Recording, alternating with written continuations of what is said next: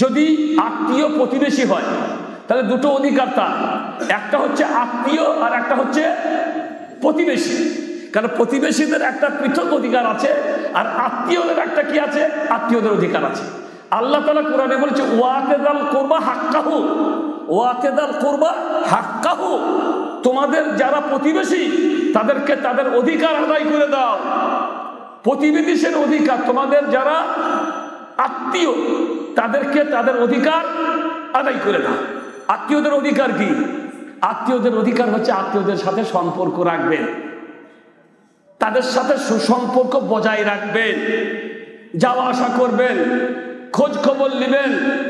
একজন ভাই গরিব হয়ে চরম সীমায় পৌঁছে গেছে, আল্লাহ আপনাকে টাকা পয়সা দিয়েছেন, ভালো অবস্থায় আছেন বলে ভাইকে ভুলে যাবেন না। অ্যাডজাস্ট হচ্ছে না আমার সাথে আর ভাইয়ের, কারণ ভাই গরিব পরিবারের এখন, আর আপনি চাকরি পেয়ে বড় ব্যবসায়ী হয়ে ঢাকাতে বড় বড় বাড়ি করেছেন, এখন ওই ভাইয়ের বাড়িতে যাওয়া আর ওই ভাই আপনার বাড়িতে আসুক ভালো লাগে না, অ্যাডজাস্ট হচ্ছে না।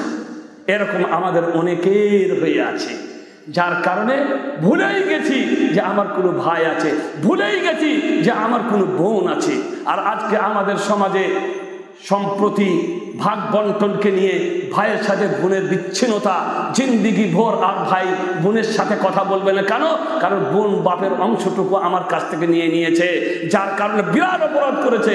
ওই বোনের সাথে আর কথা বলা যাবে না। মুহাম্মদুর রাসূলুল্লাহ সাল্লাল্লাহু আলাইহি সাল্লাম ভাইয়ের সাথে কেমন সম্পর্ক রাখতে হয়, বিবিদের সাথে কেমন সম্পর্ক রাখতে হয়, আত্মীয়দের সাথে কেমন সম্পর্ক রাখতে হয়, বোনদের সাথে কেমন সম্পর্ক রাখতে হয়, মেয়ের সাথে কেমন সম্পর্ক রাখতে হয়, বিবিদের সাথে কেমন সম্পর্ক রাখতে হয়, বন্ধু বান্ধবের সাথে কেমন সম্পর্ক রাখতে হয়, পাড়া প্রতিবেশীর সাথে কেমন সম্পর্ক রাখতে হয়, চলার সাথীদের সাথে কেমন সম্পর্ক রাখতে হয়, চলতে ফিরতে দেখা সাক্ষাৎ হয় এমন মানুষের সাথে কেমন সাক্ষাৎ রাখতে হয়, প্রত্যেকটি কথা কিন্তু হাদিসে তুলে ধরেছেন।